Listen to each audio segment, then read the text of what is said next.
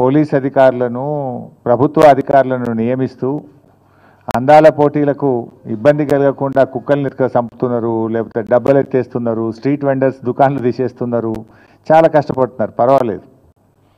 కానీ దేశానికి అన్నం పెట్టే రైతన్న కోసం, ఆరుగాలం కష్టపడి పంట పండించే రైతన్న కోసం రివ్యూ చేయడానికో రైతుల కష్టాలు తీర్చడానికో ఈ ముఖ్యమంత్రి గారికి, ఈ ప్రభుత్వానికి కనీసం సమయం లేకపోవడం అనేది చాలా దురదృష్టకరం.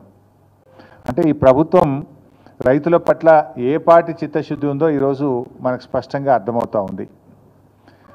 ధాన్యపు రాశులను గాలికి వదిలేసి అందాల పోటీలతో అందాల రాశుల చుట్టూ ఈ ముఖ్యమంత్రి గారు, ఈ ప్రభుత్వం అంతా కూడా తిరుగుతూ ఉంది.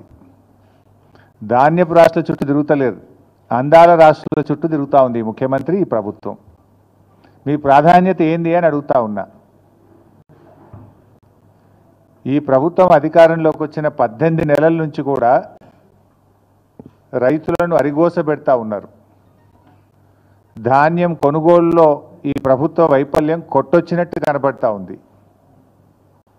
ఈ సంవత్సరం ఏం చెప్పారు?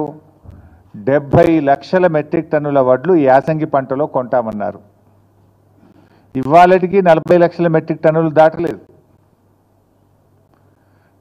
రైతులకు దాదాపు 4,000 కోట్ల రూపాయలు బకాయి పడ్డది ప్రభుత్వం. అంటే కొన్నటువంటి వడ్లకు 48 గంటల్లోనే డబ్బులు ఇస్తామని ఉత్తమ్ కుమార్ రెడ్డి గారు ప్రగల్భాలు అయితే బాగా బలుకుతూ ఉన్నారు. 48 గంటలు కాదు కదా, 10 రోజులైనా కూడా ప్రభుత్వం కొన్న ధాన్యానికి రైతులకు డబ్బులు పడడం లేదు. బోనస్ అయితే దిక్కే లేదు. యాసంగి పంటలో 512 కోట్ల రూపాయలు ప్రభుత్వం బోనస్ కింద రైతులకు చెల్లించాల్సి ఉంది. 512 కోట్ల రూపాయలు కాదు కదా, 5 పైసలు కూడా బోనస్ కింద ఈ ప్రభుత్వం ఇప్పటిదాకా రైతులకు విడుదల చేయలేదు. కొన్నటువంటి ధాన్యానికి కూడా 4,000 కోట్ల రూపాయలు బకాయిలు పడ్డది. మంత్రి గారేమో 48 గంటలు అంటాడు, 10 రోజులైనా ధాన్యానికి డబ్బులు రానటువంటి పరిస్థితి ఉంది.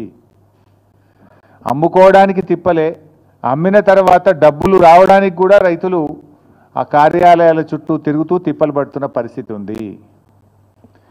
కొనుగోలు కేంద్రాలకు వచ్చి కొనుగోలు కేంద్రాల్లో రోజుల తరబడి ఎదురు చూస్తున్నటువంటి పరిస్థితి.